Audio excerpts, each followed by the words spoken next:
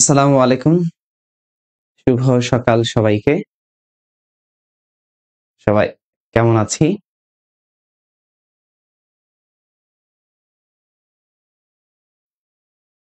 সবাই কেমন আছি আমরা?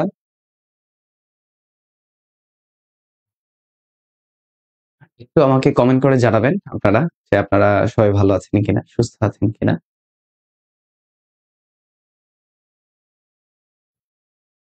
ওয়ালাইকুম আসসালাম নুজা, শিজা যুক্ত হয়েছে।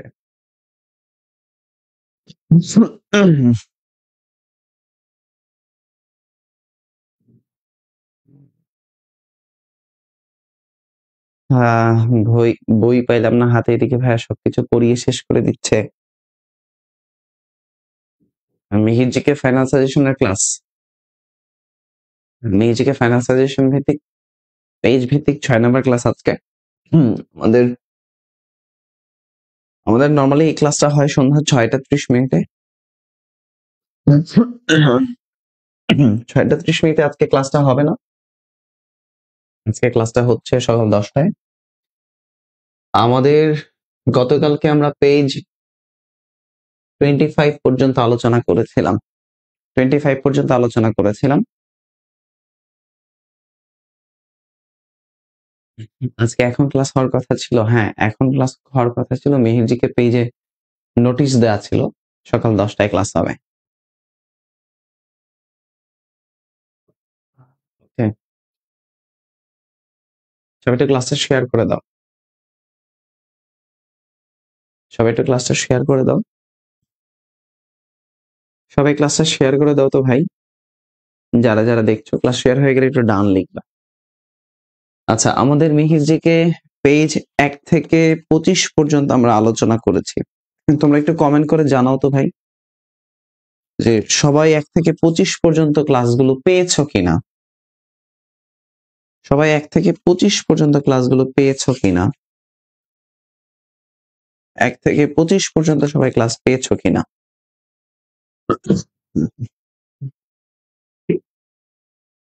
সবাই 1 থেকে 25 পর্যন্ত ক্লাসগুলো করেছো কিনা। সবাই 1 থেকে 25 পর্যন্ত ক্লাসগুলো করেছো কিনা।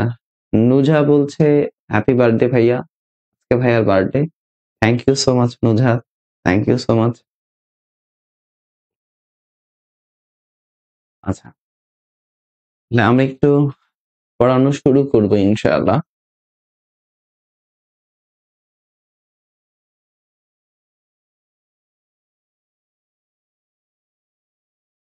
তাহলে আমরা একটু 26 পেজ থেকে পড়ানো শুরু করি। মেহিরজিকে ফাইনাল সাজেশনের 26 পেজ থেকে ক্লাস ইনশাআল্লাহ। ওকে, 26 পেজ থেকে ক্লাস ইনশাআল্লাহ আমরা শুরু করছি। ওকে, 26 পেজ থেকে ক্লাস। খেয়াল করো, ওপেন এআই, গতকালকে প্রযুক্তি নিয়ে কথা বলছিলাম, ওপেন এআই নিয়ে কথা বলছিলাম।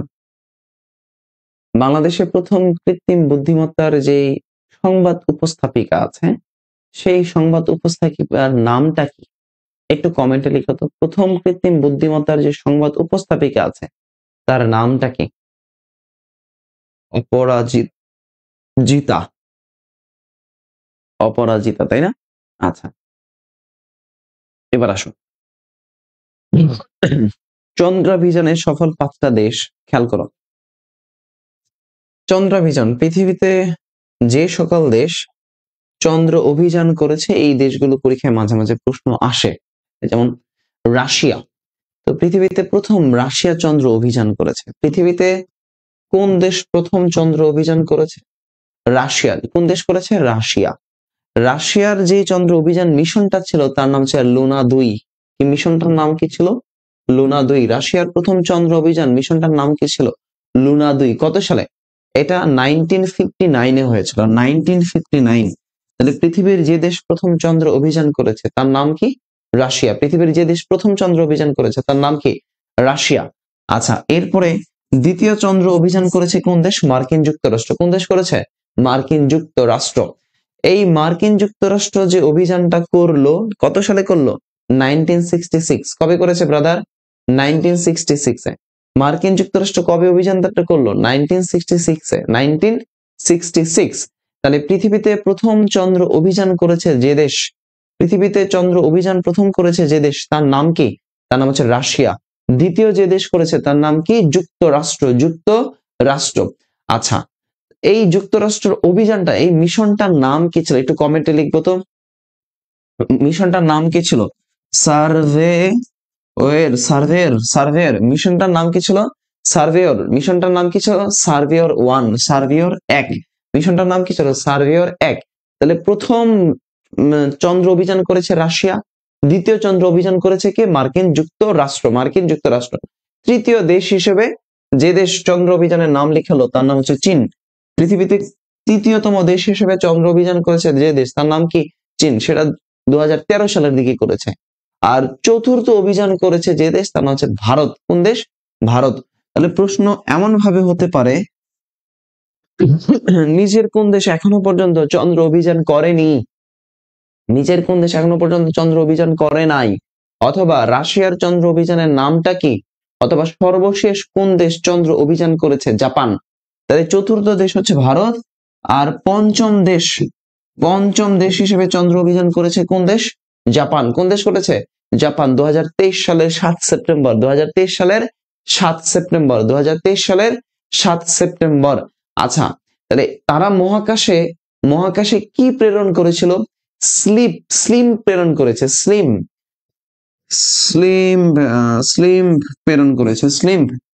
প্রেরণ করেছে মহাকাশে। কি করেছে? স্লিম। তাহলে জাপান পৃথিবীতে পঞ্চম দেশ হিসেবে চন্দ্র অভিযান করেছে কত সালে? 2023 সালে। কত সালে? 2023 সালে। কত সালে? 2023 সালে। 2023 সালে। আচ্ছা, তাহলে তোমরা একটু আমাকে কমেন্ট করে জানাও তো, যে এই যে ভারতের যে চন্দ্র অভিযান করার মহাকাশ সংস্থা আছে, ভারতের মহাকাশ গবেষণা সংস্থাটার নাম কি? ভারতের মহাকাশ গবেষণার সংস্থাটার নাম কি? ভারতের মহাকাশ গবেষণা সংস্থার নাম ISRO। ভারতের মহাকাশ গবেষণা সংস্থাটার নাম কি? ISRO, অর্থাৎ ইন্ডিয়ান স্পেস রিসার্চ অর্গানাইজেশন। আর বাংলাদেশ মহাকাশ গবেষণা সংস্থার নাম কি? SPARRSO, space research and remote sensing organisation, তাই না? Space research and remote sensing organisation. তাহলে চন্দ্র অভিযানের সফল দেশ এখনো পর্যন্ত কয়টা? 5টা। কয়টা দেশ? 5টা। চন্দ্র অভিযানের সফল দেশ কয়টা? 5টা। একটু গুরুত্বপূর্ণ জিনিসগুলো একটু পড়তে হবে। চন্দ্র অভিযানের সফল দেশ এখনো পর্যন্ত কয়টা? 5টা। সর্বশেষ কোন দেশ চন্দ্র অভিযান সফলতার নাম লিখিয়েছে? তার নাম কি? তার নাম হচ্ছে জাপান। 2023 সালে। জাপান 2023 সালে। জাপান কত সালে? 2023 সালের কত সেপ্টেম্বর? 7 সেপ্টেম্বর। ওকে, ইন্ডিয়ান স্পেস রিসার্চ অর্গানাইজেশন। ওকে, দেখলাম আপনাদের কমেন্ট গুলো একটু খেয়াল করলাম, দেখলাম। ওকে, থ্যাংক ইউ। এরপরে আসেন শিল্প বিপ্লব। খুবই গুরুত্বপূর্ণ একটা টপিক। শিল্প বিপ্লব থেকে পরীক্ষায় প্রশ্ন আসবে। তাহলে শিল্প বিপ্লব কোথায় হয়? এই যে শিল্প বিপ্লব বলছি, এই শিল্প বিপ্লব হয়েছে কোথায়? ইংল্যান্ডে। শিল্প বিপ্লব হয় কোথায়? ইংল্যান্ডে। শিল্প বিপ্লব হয় কোথায়? ইংল্যান্ডে। আচ্ছা, এই শিল্প বিপ্লব যে শব্দটা আছে, এটা প্রথম কে ব্যবহার করেছেন? প্রথম কে ব্যবহার করেছেন? অগাস্তা বাঙ্কি। অগাস্তা বাঙ্কি এই শিল্প বিপ্লব ব্যবহার করেছেন। এই শব্দটা অগাস্তে অগাস্তে বাঙ্কি। অগাস্তে বাঙ্কি শিল্প বিপ্লব এই শব্দটা প্রথম ব্যবহার করেছেন কে? অগাস্তে বাঙ্কি। অগাস্তে বাঙ্কি। অগাস্তে বাঙ্কি কে ব্যবহার করেছেন? অগাস্তে বাঙ্কি 1837 সালের দিকে। 1837 সালের দিকে শিল্প বিপ্লব। আচ্ছা, এই শিল্প বিপ্লব হয়েছে কয়টা? প্রথম দেখলাম, দ্বিতীয় দেখলাম, তৃতীয় দেখলাম, আর এখন যেটা চলছে এটা হচ্ছে চতুর্থ শিল্প বিপ্লব। তাহলে আমরা 4টা বিপ্লব নিয়ে একটু আলোচনা করব। ইন্ডাস্ট্রিয়াল রেভলিউশন যেটা, ওকে, দেখেন প্রথম শিল্প বিপ্লব যেটা, প্রথম শিল্প বিপ্লব প্রশ্ন যেভাবে হতে পারে, প্রথম শিল্প বিপ্লব এটার সময়কাল কত? 1760 থেকে 1820 সাল পর্যন্ত। 1760 থেকে 1820 সাল পর্যন্ত এই শিল্প বিপ্লবটা হয়েছে, এই দশকের দিকে। আচ্ছা, খুবই ভালো কথা। তো এই শিল্প বিপ্লবের ফলে কি ঘটে? পুঁজিবাদী ব্যবস্থার সূচনা ঘটে। কি হয়? পুঁজিবাদের সূচনা ঘটে। তাহলে প্রশ্ন হতে পারে যে প্রথম শিল্প বিপ্লবের ফলাফল কোনটা? প্রথম শিল্প বিপ্লবের ফলাফল হিসেবে আমরা একটা দেখি যে কি হয়? পুঁজিবাদের সূচনা হয়। পুঁজিবাদ। প্রথম শিল্প বিপ্লবের ফলে কি ঘটে ভাই? পুঁজিবাদের সূচনা ঘটে। কি ঘটে? পুঁজিবাদে। একই সাথে এই বিপ্লবের ফলে কিছু জিনিস আবিষ্কার ঘটে, যেমন বাষ্পীয় ইঞ্জিন এবং কয়লার খনি এবং ইস্পাত। তাহলে প্রশ্ন হয় যে বাষ্পীয় ইঞ্জিন কোন বিপ্লবের ফলাফলের ফলে হয়? বাষ্পীয় ইঞ্জিন কোন বিপ্লবের ফলাফলে হয়? এই প্রথম শিল্প বিপ্লবের ফলে। বাষ্পীয় ইঞ্জিন কোন বিপ্লবের ফলাফলের ফলে হয়? এই প্রথম শিল্প বিপ্লবের ফলে। প্রশ্ন হয় ইস্পাত, ইস্পাতের আবিষ্কার, ইস্পাতের আবিষ্কার কোন বিপ্লব? ইস্পাত, ইস্পাতের আবিষ্কার কোন বিপ্লবের ফলাফল? প্রথম শিল্প বিপ্লবের ফলাফল। কত সাল থেকে? 1760 থেকে 1820 সাল বা 1840 সাল পর্যন্ত ধরা যেতে পারে। ওকে, প্রথম শিল্প বিপ্লব যেভাবে পড়াচ্ছে ঠিক এইভাবে পরীক্ষায় কোশ্চেন পাবেন, দেখবেন। তাহলে প্রথম শিল্প বিপ্লব চলে গেল। এবার আসেন দ্বিতীয় শিল্প বিপ্লব। দ্বিতীয় শিল্প বিপ্লব, দ্বিতীয় শিল্প বিপ্লব। আচ্ছা, দ্বিতীয় শিল্প বিপ্লব কবে হয়েছে? 1871 সাল থেকে 1914 সাল পর্যন্ত, অর্থাৎ প্রথম বিশ্বযুদ্ধের আগ পর্যন্ত। তো এই দ্বিতীয় শিল্প বিপ্লবের ফলে কি ঘটেছে? আবিষ্কার হচ্ছে বিদ্যুৎ আবিষ্কার। কি আবিষ্কার? বিদ্যুৎ আবিষ্কার। তাহলে দ্বিতীয় শিল্প বিপ্লবের ফলাফল হচ্ছে বিদ্যুৎ আবিষ্কার। বিদ্যুৎ আবিষ্কার। প্রশ্ন আসবে দ্বিতীয় শিল্প বিপ্লবের ফলাফল কোনটা? বিদ্যুৎ আবিষ্কার। কি আবিষ্কার? বিদ্যুৎ আবিষ্কার। একই সাথে কি হয়েছে? রেলপথ এবং টেলিগ্রাফ যে নেটওয়ার্ক আছে, রেলপথ এবং কি টেলিগ্রাফ নেটওয়ার্ক, রেলপথ আর কি টেলিগ্রাফ নেটওয়ার্কের সূচনা ঘটে। তাহলে দ্বিতীয় শিল্প বিপ্লবের ফলে কি হয়? এই যে রেলপথ আবিষ্কার আর হচ্ছে টেলিগ্রাফ, টেলিগ্রাফ, রেলপথ আবিষ্কার হচ্ছে টেলিগ্রাফ, এই টেলিগ্রাফের সূচনা ঘটে। রেলপথ আবিষ্কার আর কি টেলিগ্রাফের সূচনা ঘটে। তাহলে প্রথম শিল্প বিপ্লবের ফলে পুঁজিবাদীর ব্যবস্থার সূচনা ঘটে এবং বাষ্পীয় ইঞ্জিনের সূচনা ঘটে এবং ইস্পাতের আবিষ্কার আমরা দেখতে পাই। দ্বিতীয় শিল্প বিপ্লবের ফলে বিদ্যুৎ আবিষ্কার, রেলপথ আবিষ্কার, টেলিগ্রাফ আবিষ্কার, বিদ্যুৎ আবিষ্কার, রেলপথ আবিষ্কার এবং কি টেলিগ্রাফ আবিষ্কার, বিদ্যুৎ আবিষ্কার, রেলপথ আবিষ্কার, টেলিগ্রাফ আবিষ্কার, টেলিগ্রাফ। এবার আসেন তৃতীয় শিল্প বিপ্লব, যেটা 1960 সাল থেকে 1990 সাল পর্যন্ত হয়েছিল। তৃতীয় শিল্প বিপ্লব, তৃতীয় শিল্প বিপ্লব, তৃতীয় শিল্প বিপ্লব, তৃতীয় শিল্প বিপ্লব, তৃতীয় শিল্প বিপ্লব। তাহলে এই তৃতীয় শিল্প বিপ্লব খেয়াল করেন, একটু মন দিয়ে শোনেন। এটার আবিষ্কার হচ্ছে ট্রানজিস্টার। কি আবিষ্কার? ট্রানজিস্টার এবং ইন্টারনেট আবিষ্কার। এই শিল্প বিপ্লব কি আবিষ্কার করে? ট্রানজিস্টার, ট্রানজিস্টার, ট্রানজিস্টার আবিষ্কার করে, ট্রানজিস্টার আবিষ্কার হয় এবং এই বিপ্লবের ফলে কম্পিউটার আবিষ্কার হয়। Computer, computer. তাহলে এই বিপ্লবের ফলে কি আবিষ্কার হয়? কি বলে? ইন্টারনেট, ইন্টারনেট আবিষ্কার হয়। ইন্টারনেট, ইন্টারনেট, ইন্টারনেট, ইন্টারনেট আবিষ্কার হয়। Internet, internet. তাহলে ট্রানজিস্টার আবিষ্কার হয়, ইন্টারনেট আবিষ্কার হয়। আর এই বিপ্লবটাকেই বলা হয় ইন্টারনেট বিপ্লব। এই তৃতীয় শিল্প বিপ্লবটাকে বলা হয় ইন্টারনেট বিপ্লব, বা এটাকে বলা হয় কম্পিউটার বিপ্লব। কম্পিউটার, কম্পিউটার, কম্পিউটার বিপ্লব বলা হয় এটাকে। এটার অপর নাম হলো কম্পিউটার বিপ্লব। এই তৃতীয় শিল্প বিপ্লবের অপর নাম হলো কম্পিউটার বিপ্লব। এখানে ইন্টারনেট আবিষ্কার হয়, ট্রানজিস্টার আবিষ্কার হয়। ইন্টারনেট আবিষ্কার হয়, ট্রানজিস্টার আবিষ্কার হয়। ইন্টারনেট এবং কি ট্রানজিস্টার। প্রশ্ন কিভাবে আসবে শোনেন, প্রশ্ন আসবে নিচের কোনটি, নিচের কোনটি তৃতীয় শিল্প বিপ্লবের সাথে যুক্ত নয়? তাহলে তখন যুক্ত নয়, তখন দিবে ক নাম্বার অপশন দিবে। ক নাম্বার, নিচের কোনটা তৃতীয় শিল্প বিপ্লবের সঙ্গে যুক্ত নয়? ক নাম্বার অপশন দিবে বাষ্পীয় ইঞ্জিন, খ নাম্বার অপশন দিবে কম্পিউটার আবিষ্কার, খ নাম্বার হচ্ছে খ নাম্বার দিবে হচ্ছে ধরেন, খ নাম্বার কি দিবে? ধরেন এই যে বিদ্যুৎ আবিষ্কার দিয়ে দিল, বিদ্যুৎ আবিষ্কার, বিদ্যুৎ আবিষ্কার। গ নাম্বার অপশন দিল, কোনটা নয় বলেছে? নয়, নয় বলছে। এরপরে গ নাম্বার আবিষ্কার দিয়ে দিল ধরেন ট্রানজিস্টার, ট্রানজিস্টার, ট্রানজিস্টার, এরকম করে ট্রানজিস্টার দিয়ে দিল। আর ঘ নাম্বার অপশন দিল এ প্লাস বি, ঘ নাম্বার অপশন দিল এ প্লাস বি। তাহলে প্রশ্ন ক্যাটাগরিটা এরকম ভাবেও হতে পারে, এভাবেও প্রশ্ন হয়। তাহলে কোনটা শিল্প বিপ্লবের অংশ নয়? তৃতীয় শিল্প বিপ্লবের অংশ নয়। অংশ নয় কোনটা? এই বাষ্পীয় ইঞ্জিন আর হচ্ছে বিদ্যুৎ। তাহলে অ্যান্সার হবে এ প্লাস বি। ট্রানজিস্টার তো অংশ। এইভাবে প্রশ্ন হতে পারে, এইভাবেই শিল্প বিপ্লব থেকে প্রশ্ন হয়। 1 2 3, 1 2 3। ওকে, বুঝাইতে পারলাম? বুঝাইতে পারলাম কিনা? ওকে, এবার আসেন চতুর্থ শিল্প বিপ্লব নিয়ে আলোচনা করব। চতুর্থ শিল্প বিপ্লব। চতুর্থ শিল্প বিপ্লব। চতুর্থ শিল্প বিপ্লব খুবই গুরুত্বপূর্ণ একটা টপিক। তো চতুর্থ শিল্প বিপ্লব, যেটাকে আমরা ফোর্থ ইন্ডাস্ট্রিয়াল রেভলিউশন বলি, তো এই ফোর্থ ইন্ডাস্ট্রিয়াল রেভলিউশন এর বিষয়বস্তুটা হচ্ছে ডিজিটাল প্রযুক্তির মাধ্যমে উৎপাদন ব্যবস্থার বৃদ্ধি বা আধুনিকায়ন। তো এই চতুর্থ শিল্প বিপ্লবের এর আরেকটা নাম হচ্ছে ডিজিটাল বিপ্লব। এই বিপ্লবটার আরেকটা নাম, অপর নাম, এই বিপ্লবের অপর নাম হচ্ছে ডিজিটাল বিপ্লব। ডিজিটাল ডিজিটাল বিপ্লব, এই বিপ্লবটার আরেকটা নাম হচ্ছে ডিজিটাল বিপ্লব। কি বিপ্লব? ডিজিটাল বিপ্লব। এই ডিজিটাল বিপ্লবের মূল কথাটা হচ্ছে কি, যে আমরা তথ্য প্রযুক্তিকে ব্যবহার করে উৎপাদনের আধুনিকায়ন।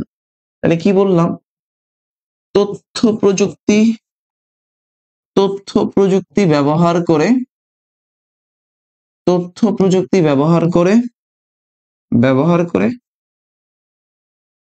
উৎপাদন আধুনিকায়ন।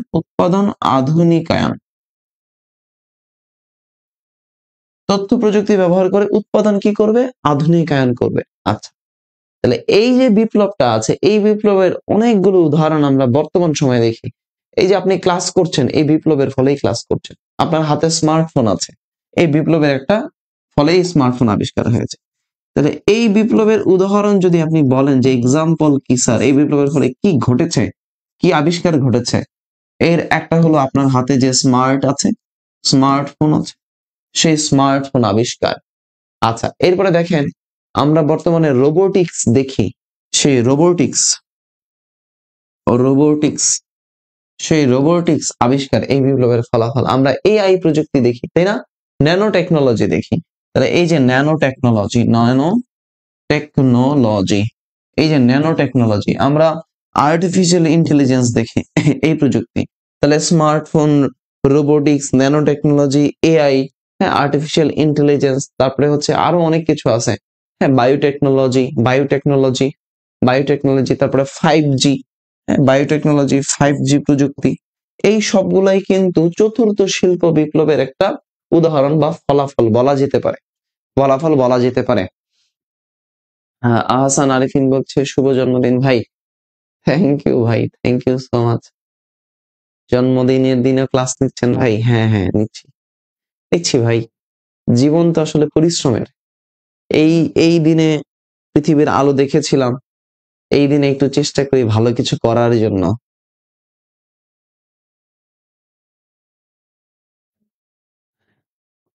থ্যাংক ইউ যারা উইশ করেছেন। ওকে, তাহলে দেখেন আর্টিফিশিয়াল ইন্টেলিজেন্স, স্মার্টফোন, রোবোটিক্স, হ্যাঁ, তারপরে হচ্ছে আপনার কি বলে ফিফথ জেনারেশন যে ওয়্যারলেস টেকনোলজি 5G যেটাকে আমরা বলি, সেই 5G প্রযুক্তি, এই সবগুলোই হচ্ছে আমাদের চতুর্থ শিল্প বিপ্লবের একটা ফলাফল। ওকে, আমাকে একটু বলেন তো ভাই, যে এই শিল্প বিপ্লবের এই জায়গাটা ক্লিয়ার হয়েছেন কিনা,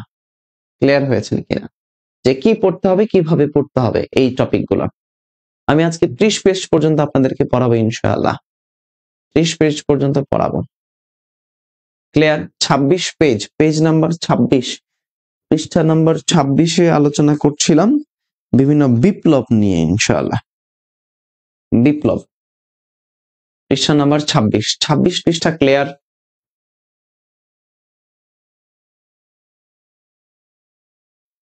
পৃষ্ঠা ক্লিয়ার?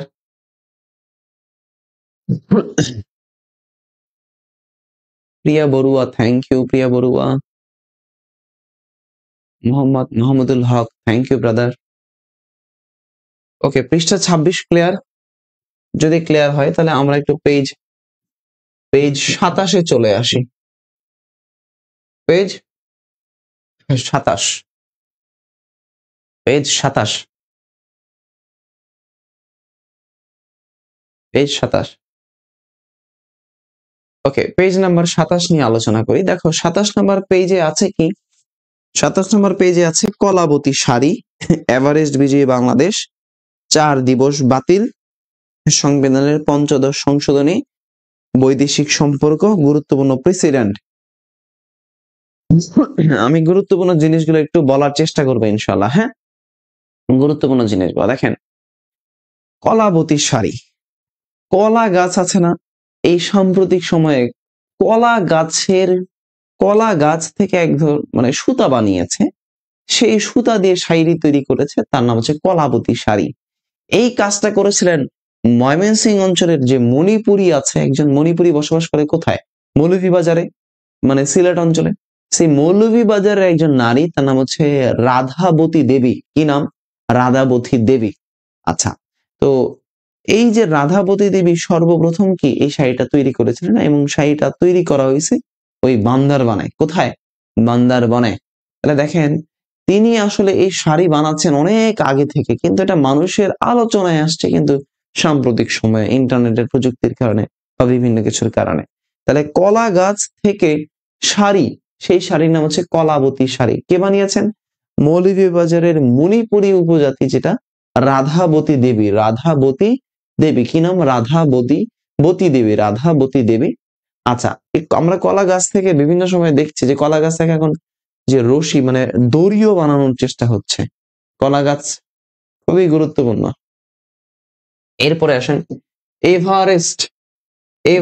মাউন্ট এভারেস্ট পৃথিবীর সর্বোচ্চ পর্বত শৃঙ্গ। পৃথিবীর সর্বোচ্চ পর্বত শৃঙ্গ মাউন্ট এভারেস্ট, তাই না? হিমালয় পর্বতের সবচেয়ে উঁচু যে চূড়াটা আছে, সেই চূড়াটাকে আমরা কি বলি? মাউন্ট এভারেস্ট বলি। তাহলে মাউন্ট এভারেস্ট বিজয়ী প্রথম বাংলাদেশি পুরুষ, তার নাম হচ্ছে মুসা ইব্রাহিম, সেই 2010 সালে। তাহলে প্রথম পুরুষ তার নাম হচ্ছে মুসা ইব্রাহিম। তার নাম কি? মুসা ইব্রাহিম। সে 2010 সালে মাউন্ট এভারেস্ট বিজয় করেছে। 2010 সালে করেছে এভারেস্ট বিজয় করেছে। এখন প্রথম বিজয়তে পেলাম, এবার আসেন সর্বশেষ, অর্থাৎ সর্বশেষ মানে হচ্ছে এভারেস্ট বিজয়ের দিক থেকে তিনি ষষ্ঠ। অর্থাৎ প্রথম, দ্বিতীয়, তৃতীয়, চতুর্থ, পঞ্চম যত ব্যক্তি আছে বাংলাদেশের মধ্যে, ষষ্ঠ যে ব্যক্তিটা আছে, অর্থাৎ তিনি ষষ্ঠ, কিন্তু তিনি পুরুষ। অর্থাৎ প্রথম পুরুষ যিনি, তার নাম হচ্ছে মুসা ইব্রাহিম, এবং সর্বশেষ যিনি এভারেস্ট বিজয় করেছেন, তিনিও হচ্ছে পুরুষ। তার নাম হচ্ছে ডক্টর বাবর আলী। তিনি একজন ডাক্তার, তাই না? তাহলে এই যে ডাক্তার বাবর আলী, ডাক্তার বাবর আলী, এই বাবর আলী কবে এভারেস্ট বিজয় করছে? 2024 সালের 19 মে। 2024 সালের 19 মে তিনি এভারেস্ট বিজয় করছে। তাকে জিজ্ঞেস করা হয়েছে যে ভাই, মেডিকেলে পড়া সহজ নাকি এভারেস্ট বিজয় করা সহজ? ডাক্তার বলছে, বাবর আলী বলছে যে মেডিকেলে পড়া খুব কঠিন, এভারেস্ট বিজয় করা সহজ, তাই না? তাহলে এভারেস্ট বিজয়, তাহলে বাবর আলী। এবার আসেন, তাহলে আমরা প্রথম পেয়ে গেলাম এবং সর্বশেষ পেলাম। প্রথম পেলাম আর কি, সর্বশেষ পেলাম। এবার আসেন প্রথম নারী এভারেস্ট বিজয়ীর নাম হলো নিশাত মজুমদার। পরীক্ষায় এটাই আসে যে প্রথম নারী এভারেস্ট বিজয়ীর নাম কি? নিশাত মজুমদার। প্রথম নারী এভারেস্ট বিজয়ীর নাম হচ্ছে নিশাত মজুমদার। প্রথম নারী এভারেস্ট বিজয়ীর নাম হচ্ছে নিশাত মজুমদার। কত সালে করেছে নিশাত মজুমদার? 2012 সালে। আরেকজন নারী আছেন, তার নাম হচ্ছে ওয়াসফিয়া নাজনীন, তিনিও 2012 সালেই করেছেন। তাহলে দেখেন, প্রথম ব্যক্তি হচ্ছে মুসা ইব্রাহিম, সর্বশেষ ব্যক্তির নাম হচ্ছে ডাক্তার বাবর আলী, বাড়ি হলো চট্টগ্রামে। বাড়ি কোথায়? চট্টগ্রামে। আর প্রথম নারী হচ্ছে নিশাত মজুমদার, দ্বিতীয় নারী হচ্ছে ওয়াসফিয়া নাজনীন, দুইজনই 2012 সালে করেছে। এবার আসেন, এভারেস্ট বিজয় শেষে নেমে আসার সময়টাতে একজন মারা যান, তার নাম হচ্ছে খালেদ হোসাইন। এভারেস্ট বিজয় করে নেমে আসার সময় মারা যান যে ব্যক্তিটা, তার নাম হচ্ছে খালেদ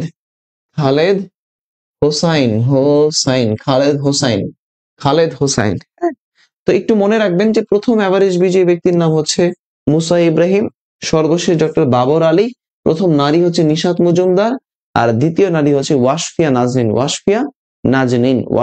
নাজনীন। আচ্ছা, ওকে। পৃথিবীতে প্রথম এভারেস্ট বিজয়ী নারীর নাম কি একটু বলেন তো? পৃথিবীতে প্রথম এভারেস্ট বিজয়ী নারীর নাম কি? পৃথিবীতে প্রথম এভারেস্ট বিজয়ী নারীর নাম কি? পৃথিবীর প্রথম এভারেস্ট বিজয়ী নারীর নাম কি? প্রথম এভারেস্ট বিজয়ী নারীর নাম কি? পৃথিবীতে প্রথম এভারেস্ট বিজয়ীর নাম কি? আপনারা কমেন্টে একটু জানাবেন। প্রথম এভারেস্ট বিজয়ী নারী। আচ্ছা, আমরা জাতীয় 8টা দিবস যে বাতিল হয়েছে, সেই 8টা দিবস আপনারা এইগুলো কিন্তু পরীক্ষার প্রশ্ন বিগত সময়ে অনেকবার আসতো। 7 মার্চ বাতিল হয়েছে, এরপরে 5 আগস্ট শেখ কামালের জন্মদিন যেটা, সেই দিবস বাতিল হয়েছে। 15ই আগস্ট জাতীয় শোক দিবস ঢালাও করে পালন করা হতো, বাতিল হয়েছে। সংবিধান দিবস ছিল 4 নভেম্বর, আমরা জানি বাতিল হয়েছে। এরপরে বঙ্গবন্ধু শেখ মুজিবুর রহমানের জন্মদিন যেটা 17ই মার্চ, 1920 সালের 20 জানুয়ারি বঙ্গবন্ধু শেখ মুজিবুর রহমান, শেখ মুজিবুর রহমান তিনি জন্মগ্রহণ করেছিলেন। তো গোপালগঞ্জের টুঙ্গিপাড়া গ্রামে জন্মগ্রহণ করেন। তার দিনটাকে জাতীয় শিশু দিবস করা হতো, সেটা বাতিল। এরপরে ফজিলাতুন্নেসা মুজিবের যে জন্মবার্ষিকী, সেটা হলো 8 আগস্ট, সেটা বাতিল হয়েছে। এরপরে শেখ রাসেল, শেখ রাসেলের দিবসও কিন্তু অ্যাড করা হয়েছে, 18 অক্টোবর বাতিল হয়েছে। 12 ডিসেম্বর, স্মার্ট বাংলাদেশ দিবস, শেখ হাসিনার আমলে যে স্মার্ট বাংলাদেশ, সেই স্মার্ট বাংলাদেশ বাতিল করা হয়েছে। বুঝতে পারলাম? আচ্ছা,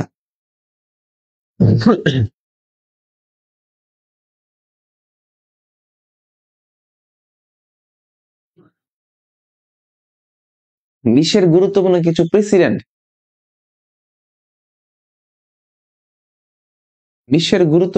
প্রেসিডেন্ট, নিশাত মজুমদার। আচ্ছা, জুনকো তাবেই জাপানের, সাল সাবিহা শ্রুতি বলছে জুনকো তাবে, থ্যাংক ইউ সাল সাবিহা ইসলাম শ্রুতি। জুনকো তাবে, জাপানের জুনকো তাবে পৃথিবীর প্রথম নারী এভারেস্ট বিজয়ী, জাপানের জুনকো তাবেই। ওকে, আচ্ছা, বিশ্বের গুরুত্বপূর্ণ বিখ্যাত যে প্রেসিডেন্ট আছে, এই প্রেসিডেন্ট, এটা আন্তর্জাতিক পার্টির বিখ্যাত ব্যক্তিগুলো থেকে প্রশ্নটা আসে।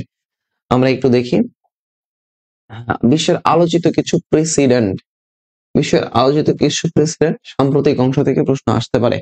দেখেন, আমরা একটু এশিয়া মহাদেশের মধ্যে এগুলো আগে আলোচনা করতে চাই। যেমন দক্ষিণ এশিয়ার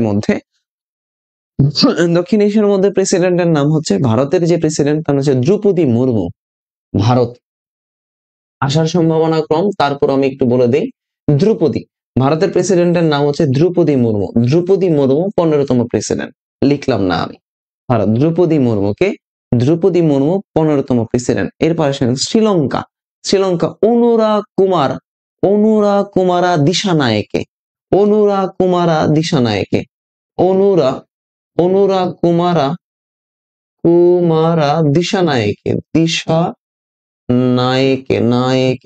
কুমারা দিশানায়েকে, এটা হচ্ছে শ্রীলঙ্কার বর্তমান প্রেসিডেন্ট। শ্রীলঙ্কা অনুরা কুমারা দিশানায়েকে,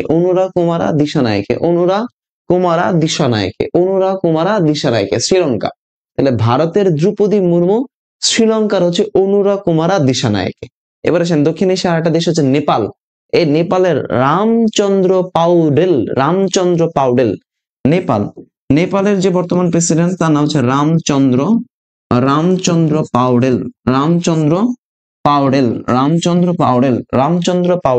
তাহলে ভারত চলে গেল, নেপাল চলে গেল, শ্রীলঙ্কা চলে গেল। ভারত, নেপাল, শ্রীলঙ্কা দক্ষিণ এশিয়ার মধ্যে। এবার আসেন দক্ষিণ পূর্ব এশিয়ার দেশের মধ্যে একজন আছেন মালদ্বীপের, মোহাম্মদ মুইজ্জ,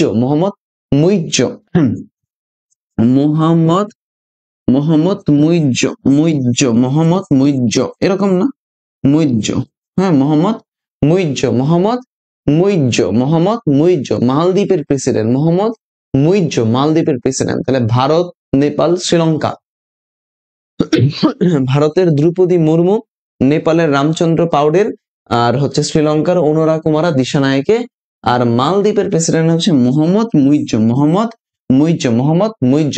তাহলে দক্ষিণ এশিয়া, দক্ষিণ পূর্ব এশিয়া চলে গেল। এবার আসেন সিঙ্গাপুরের নাম, যিনি প্রেসিডেন্ট তার হচ্ছে থারমান কি যেন নাম, থারমান শান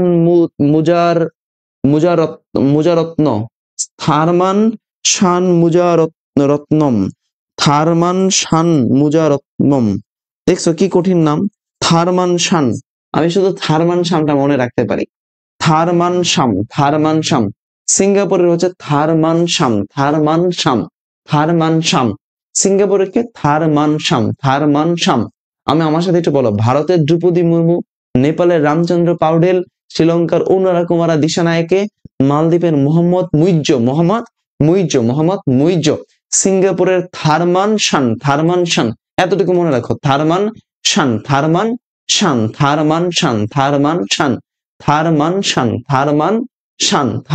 শান। শ্রীলঙ্কা। এরপরে আসো ইরান। হ্যাঁ, ইরান গুরুত্বপূর্ণ। ইরান, মাসুদ পেজেশকিয়ান, আগে একবার আলোচনা করেছিলাম এগুলো। মাসুদ পেজেশকিয়ান, ইরানের বর্তমান প্রেসিডেন্টের নাম হচ্ছে মাসুদ পেজেশকিয়ান, দাগ দিয়ে রাখো, মাসুদ পেজেশকিয়ান। আরো কয়েকটা একটু বলে দেই, বই দেখে বলে দেই, একটু মনে রাখা কষ্ট করে, এগুলো তাও একটু পড়তে হবে। যেমন একটু দাগ দিয়ে রাখো, মালদ্বীপ বলেছি, ভারত বলেছি, নেপাল বলেছি, শ্রীলঙ্কা বলেছি। আচ্ছা, এরপরে দেখো কিউবা, মিগুয়েল দিয়াজ কানেল, কিউবার প্রেসিডেন্টের নাম হচ্ছে মিগুয়েল দিয়াজ কানেল। কিউবার জাতির জনক, স্বাধীনতা আন্দোলনের নেতা ছিলেন ফিদেল কাস্ত্রো। কিউবার বর্তমান প্রেসিডেন্টের নাম হচ্ছে মিগুয়েল দিয়াজ কানেল। ওকে, এরপরে Singapore Tharman Shanmugaratnam, Iran Masoud Pezeshkian বলেছি। এরপরে ফিলিস্তিন মোহাম্মদ আব্বাস, দাগ দিয়ে রাখো। এরপরে ফ্রান্স ইমানুয়েল ম্যাক্রো। ইন্দোনেশিয়াটা দাগ দাও, প্রাভো সুবিয়ান্ত।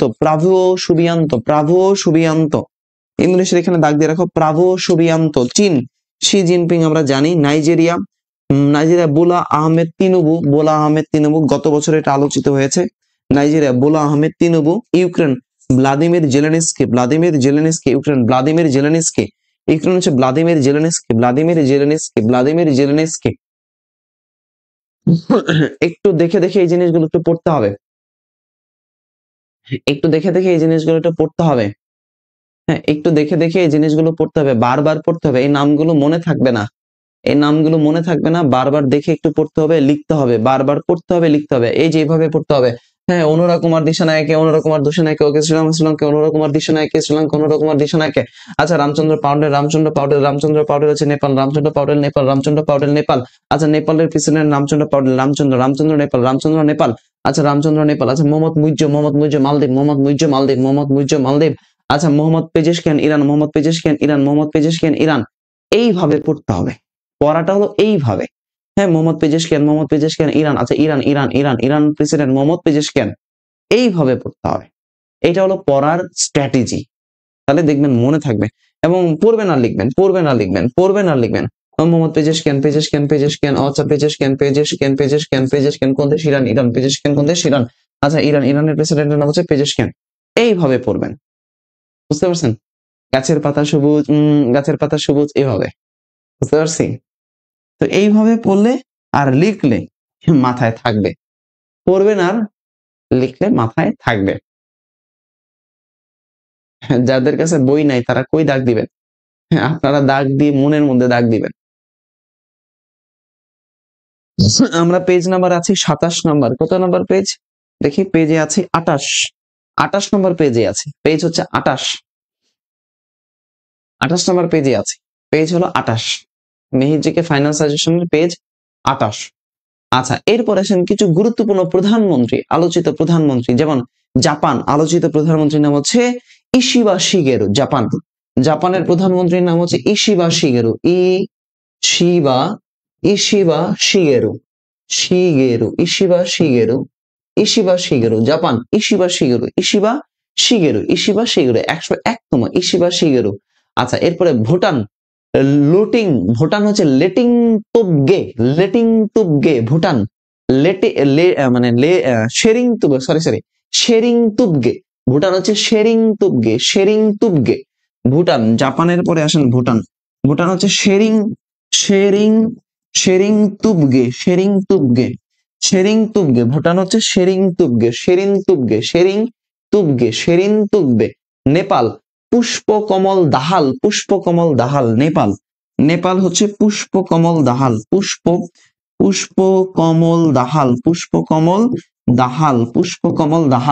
আপনারা একটু পড়ার সময় প্রেসিডেন্ট গুলো কিভাবে পড়বেন ভাই জানেন? আমি একটু বলি। এই শ্রীলঙ্কা, মালদ্বীপ, এগুলো যেভাবে পড়বেন, এগুলো এগুলো পড়ার সময় একটু একটা স্ট্র্যাটেজিক মানে নেবেন, সেটা হলো দক্ষিণ এশিয়ার গুলো একসাথে পড়বেন, দক্ষিণ এশিয়ার গুলো একসাথে পড়বেন, দক্ষিণ পূর্ব এশিয়ার গুলো একসাথে পড়বেন। যেমন ধরেন এই যে আমি বলতেছি নেপাল, আমি বললাম ভুটান, এগুলো হচ্ছে দক্ষিণ এশিয়ার দেশ, তাই না? এইগুলো একসাথে পড়েন। শ্রীলঙ্কা একসাথে পড়ে নিয়ে আসেন।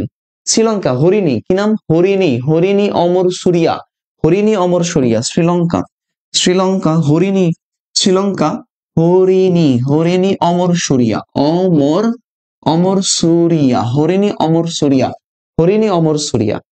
তাহলে আপনি পড়ার সময় দক্ষিণ এশিয়ার গুলো একসাথে পড়েন। ভুটান, ভুটান শেরিং, শেরিং তুবগে, শেরিং তুবগে। নেপাল পুষ্পকমল দাহাল, পুষ্পকমল দাহাল। শ্রীলঙ্কা হরিণী, শ্রীলঙ্কা হরিণী, শ্রীলঙ্কা কি?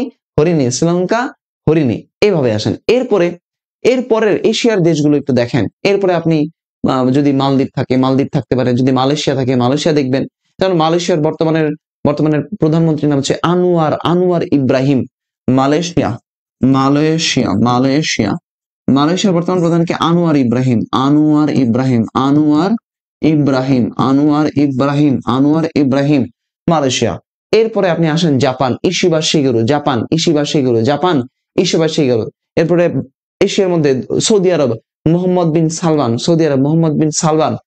এশিয়ার মধ্যে চীন আছে, চীন একটা দেশ, লি কিয়াং, লি কিয়াং, লি কিয়াং, লি কিয়াং, লি কিয়াং, লি কিয়াং, লি কিয়াং, লি কিয়াং, লি কিয়াং, লি কিয়াং, চলে গেল, লি কিয়াং চলে গেল।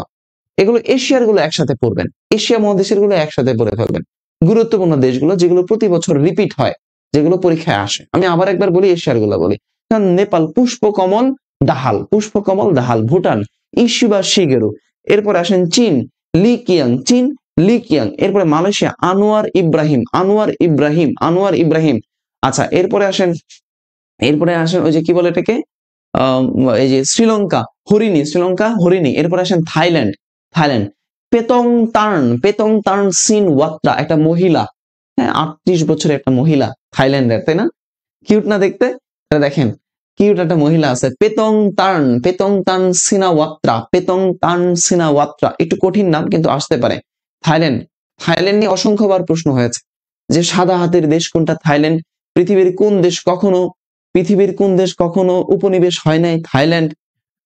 এগুলা এইভাবে পড়বেন। পেতং তার্ন সিনা ওয়াত্রা, পেতং তার্ন সিনা ওয়াত্রা, পেতং তার্ন সিনা ওয়াত্রা, পেতং তার্ন সিনা ওয়াত্রা। এইভাবে পড়েন। আবার আমি আরেকবার একটু বলি, একটু মন দিয়ে শুনেন। কি কি বললাম? Japan Ishiba Shigeru, Ishiba Shigeru. Nepal Pushpa Kamal Dahal. এরপর সৌদি আরব মোহাম্মদ বিন সালমান। চীন লি কিয়াং, লি কিয়াং, লি কিয়াং, চীন লি Khiang. Malaysia Anwar Ibrahim, Anwar Ibrahim. Thailand পেতং তার্ন Shinawatra, পেতং তার্ন Shinawatra. এরপরে শ্রীলঙ্কা, শ্রীলঙ্কা হচ্ছে হরিণী, হরিণী, শ্রীলঙ্কা হরিণী। এইভাবে এশিয়ার গুলা পড়বে। এরপরে আপনি এবার আসেন একটু ইউরোপের যে দেশগুলো, এর মধ্যে যদি হয়ে থাকে কোনোটা, ইউরোপের গুলো পড়বেন। যেমন জার্মানি পড়েন, জার্মানি, হ্যাঁ ওলাফ শালৎস, খুব সম্ভবত ওলাফ শালৎস চ্যান্সেলর হয়েছেন জার্মানির, ওলাফ শালৎস। আচ্ছা, এরপরে আপনি ওশিনিয়া মহাদেশে নিউজিল্যান্ডের কথা চিন্তা করেন, ক্রিস্টোফার লুকসন, এটা হচ্ছে নিউজিল্যান্ড। আবার অস্ট্রেলিয়া আসেন, অস্ট্রেলিয়ানের পরীক্ষায় প্রতিবার প্রশ্ন হয়, হ্যাঁ, যে গত বছর ঢাকা ইউনিভার্সিটিতে প্রশ্ন আসছে যে পৃথিবীর কোন দেশের নারীরা প্রথম ভোটাধিকার লাভ করে? নিউজিল্যান্ডের নারীরা। এই বছর দিয়েই দিতে পারে যে নিউজিল্যান্ডের বর্তমান প্রধানমন্ত্রীর নাম কি, হতে পারে প্রশ্ন। একটু ভালো করে দেখবেন এই জিনিসগুলা, ভালো করে দেখবেন, আশা করি এগুলো পারবেন। কানাডা জাস্টিন ট্রুডো, হ্যাঁ, দক্ষিণ কোরিয়া হ্যান ডাক সু, দেখবেন একটু ভালো করে। তারপরে যুক্তরাজ্য কিয়ার স্টমার, একটু ভালো করে দেখবেন। এই জিনিসগুলো বারবার পড়তে হবে, এগুলো একবার পড়লে মনে থাকবে না, এগুলো বারবার পড়ার জিনিস, এগুলো বারবার পড়ার জিনিস। যত বেশি পড়বেন তত বেশি মনে থাকবে, এবং যত বেশি পড়বেন তত বেশি মনে থাকবে, এবং তত লিখবেন এগুলো। হ্যাঁ, লিখবেন আর হচ্ছে পড়বেন, লিখবেন আর পড়বেন, লিখবেন আর পড়বেন। বইয়ে দাগাবেন, লিখবেন, পড়বেন। ওকে, এবার আসেন কিছু গুরুত্বপূর্ণ আলোচিত ঘটনা, এই একদম রিসেন্ট ঘটনা। আমরা দেখেছি যে বিমান বিধ্বস্তের ঘটনা দেখেছি, বিমান বিধ্বস্তের ঘটনা দেখি না? এই ঘটনা দেখে আমার আবার বিমানে উঠতে খুব ভয় লাগতেছে ইদানিং। তো দেখেন সাম্প্রতিক সময়ে যে বিমানের যে ভয়াবহতা দেখলাম, যেভাবে বিধ্বস্ত হলো, এটা দেখে আসলে আমার নিজেরই বিমানে উঠতে ভয় লাগে। এই যে আমি মাঝে মাঝে এয়ার ট্রাভেল করি, আমার কাছে মনে হয় ইস ভাই, যদি মারা যায়, মরবো তো একদিন, কিন্তু এই যে এমন একটা কষ্ট বিমানের মধ্যে, খুব ভয়ানক অবস্থা। আসেন আমরা একটু এই কয়েকটা সাম্প্রতিক সময়ে বিমান দুর্ঘটনা যে ঘটেছে এটা নিয়ে একটু আলোচনা করি। যেমন দক্ষিণ কোরিয়া, হ্যাঁ, দক্ষিণ কোরিয়ার বিমান বিধ্বস্ত হলো।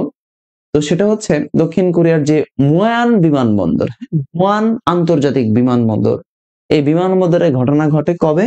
29 তারিখ, ডিসেম্বর মাসের 29 তারিখ। মুয়ান, খুব সম্ভবত মুয়ান আন্তর্জাতিক বিমানবন্দর, মুয়ান আন্তর্জাতিক বিমানবন্দর, দক্ষিণ কোরিয়া, দক্ষিণ কোরিয়া। এই মুয়ান আন্তর্জাতিক বিমানবন্দরে দক্ষিণ কোরিয়া ঘটনা কবে ঘটলো? 29 ডিসেম্বর 2024, 29 ডিসেম্বর 2024, 29 ডিসেম্বর 2024 সালে বিমান দুর্ঘটনা ঘটলো। হ্যাঁ, তো এই যে উড়োজাহাজটা কি ছিল? এই যে জেজু এয়ার কোম্পানি, যেটা ছিল জেজু এয়ার কোম্পানি, বোয়িং বিমান ছিল, বোয়িং, জেজু এয়ার কোম্পানির বোয়িং বিমান ছিল, বোয়িং 737 মডেলের বিমানটা ছিল। এই বিমানটা যাচ্ছিল কোথায়?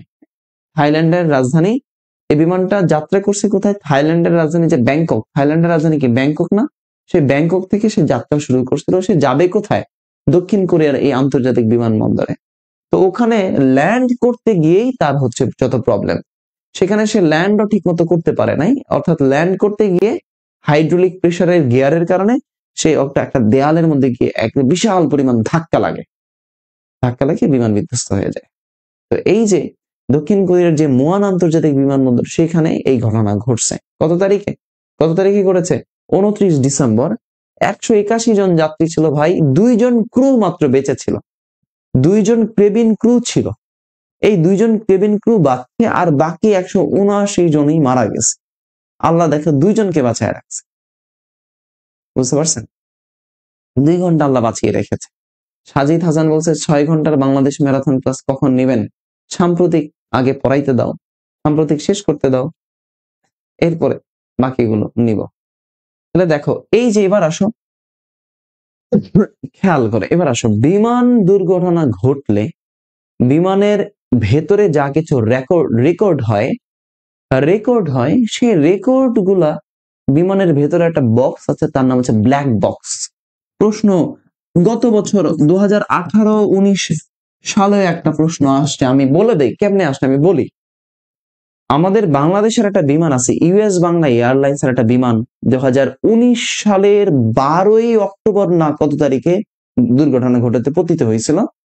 তখন ওটার পাইলট ছিল আবিদ হাসান, আর নারী ফার্স্ট পাইলট ছিলেন, একটা মেয়ে ফার্স্ট পাইলট ছিল, মনে পড়তেছে না নামটা। তাকে পরবর্তীতে খুবই সাহসিকতার খেতাব দেওয়া হয়েছিল। তো এই যে 2019 সালের দিকে, খুব সম্ভবত 18 বা 19 এই সময়টাতে, 18 বা 19 এই সময়টা, তো সেই দুর্ঘটনা ইউএস বাংলা এয়ারলাইন্স এর ওটা হচ্ছে -8Q এরকম 800 বিমানের দুর্ঘটনা ঘটেছিল। ওই বছরে আমি পড়াইছিলাম, বলেছিলাম যে ভাই ওই ব্ল্যাক বক্স বিমান এটা নিয়ে পরীক্ষায় আসবে, নেপালের কাঠমান্ডুতে ত্রিভুবন বিমানবন্দর। যে একজন বলছে আন্দ্রেস হেরেরা, তুমি বলছো নেপালের ত্রিভুবন বিমানবন্দর, হ্যাঁ হ্যাঁ কাঠমান্ডুতে, ইয়েস, নেপালের ত্রিভুবন বন্দরে ওই যে রানওয়ে 02 আর 20 মধ্যে এদের কনফিউশন লেগে কি হয়, তোমার হচ্ছে এই বিমানটার দুর্ঘটনা ঘটে। কানিজ ফাতেমা রোকসানা, না কানিজ ফাতেমা রোকসানা না, উনি তো প্রথম নারী পাইলট, উনি না, আরেকজন নাম, কি যেন নাম মনে পড়ছে না, এটা মেয়ে নতুন শিক্ষা মানে পাইলট হয়েছে। তো পরবর্তীতে এই বিমান দুর্ঘটনার পরেই পরীক্ষায় প্রশ্ন আসছে, ওই বছরের পরীক্ষায় প্রশ্ন আসছে যে ব্ল্যাক বক্স কি, প্রশ্ন আসছে ব্ল্যাক বক্স। তাহলে বিমান দুর্ঘটনার সাথে জড়িত হচ্ছে এই ব্ল্যাক বক্স। যদিও এটার নাম ব্ল্যাক, কিন্তু এটার কালার লাল, এই জন্য আমি লিখছি লাল দিয়ে, ব্ল্যাক বক্স, কালার লাল, ব্ল্যাক বক্স। এই ব্ল্যাক বক্সের ভিতরে বিমানের যত রেকর্ড, হ্যাঁ, এগুলো আছে। এরপরে বিমানের সাথে আরো কিছু জিনিস আছে, এগুলো পড়তে হবে, যেমন ATC, air traffic control, ATC, air traffic control, ATC. আচ্ছা, পৃথিবীর সবচেয়ে ঝুঁকিপূর্ণ বিমানবন্দরের নাম হচ্ছে নেপালের ত্রিভুবন বিমানবন্দর। তারপরে হচ্ছে ফ্রাঙ্কফুর্ট বিমানবন্দর আছে জার্মানিতে। তারপরে ইন্দোনেশিয়ার বিমান সংস্থার নাম হচ্ছে গারুদা। লুফথানসা বিমান সংস্থার নাম হচ্ছে, জার্মানির বিমান সংস্থার নাম হচ্ছে লুফথানসা। তারপরে মার্কিন যুক্তরাষ্ট্রের বিমান সংস্থার নাম হচ্ছে এরোফ্লিট। তারপরে আহ তারপরে হচ্ছে সংযুক্ত আরব আমিরাতের বিমান এয়ারলাইন্সের নাম হচ্ছে আরব আমিরাত এয়ারলাইন্স। এই জিনিসগুলো কিন্তু পরীক্ষায় আসতে পারে ব্রাদার, একটু শোনেন। আমি আপনাকে বলি, হয়তো এই বিমান দুর্ঘটনা নিয়ে পরীক্ষায় প্রশ্ন হবে না সাম্প্রতিক, কিন্তু এই বিমান দুর্ঘটনা আলোচিত হয়েছে এই কারণে আন্তর্জাতিক যোগাযোগ ব্যবস্থা অর্থাৎ আকাশ পথ নিয়ে হয়তো পরীক্ষায় প্রশ্ন হতে পারে। যেমন আমি আপনাকে বলি, আরেকটা উদাহরণ দেই, সেটা হলো যে এই যে কিছুদিন আগে এমবি আব্দুল্লাহ জাহাজ সোমালিয়ার কবলে পড়ছে না, সেই সময়টাতেই কিন্তু চাকরি পরীক্ষায় প্রশ্ন আসছে আন্তর্জাতিক থেকে, যে পৃথিবীর কোন দেশ সবচেয়ে বেশি জলদস্যু আছে, মানে পাইরেটস করে কারা, সোমালিয়ানরা জলদস্যুরা। ওই বছরের প্রশ্ন আসছে এমবি আব্দুল্লাহ জাহাজ সোমালিয়াদের দখলে যাওয়ার পরে। আরেকবার প্রশ্ন আসছে বাংলাদেশ থেকে রপ্তানিকৃত জাহাজ স্টিলা মেরিস কোথায়। মানে প্রশ্নকর্তার সাইকোলজিটা বুঝতে হবে। ওকে, প্রশ্নকর্তার সাইকোলজিটা বুঝতে হবে। ব্রাদার একটু বলেন ঠিক কিনা, কি ঠিক কিনা ব্রাদার, আমি তো বুঝি নাই। এই জিনিসগুলো একটু পড়বেন ভালো করে, এই জিনিসগুলো, হ্যাঁ, যে ইন্দোনেশিয়ার বিমান সংস্থার নাম গারুদা, জাপানের লুফথানসা, তারপরে মার্কিন যুক্তরাষ্ট্র হচ্ছে এরোফ্লিট, হ্যাঁ, এরপরে আরো যেগুলো আছে এগুলো একটু ভালো করে দেখবেন। মিহিরজিকে বইয়ের মধ্যে দেয়া আছে, এগুলো বিভিন্ন দেশের বিমান সংস্থা আন্তর্জাতিক অংশ দেয়া আছে, আন্তর্জাতিক পার্টে এই জিনিসগুলো একটু দেয়া আছে, আপনারা একটু এই জিনিসগুলো বই থেকে দেখে নেবেন। এরপরে আমাদের যখন ম্যারাথন ক্লাস চলবে, এই যে দেখেন 114 পৃষ্ঠা, বিভিন্ন দেশের সমুদ্র বন্দর দেয়া আছে, হ্যাঁ, বিভিন্ন দেশের সামরিক ঘাঁটি, এই জিনিসগুলো কিন্তু আমরা দিয়েছি পরীক্ষা, মানে বইয়ের মধ্যে।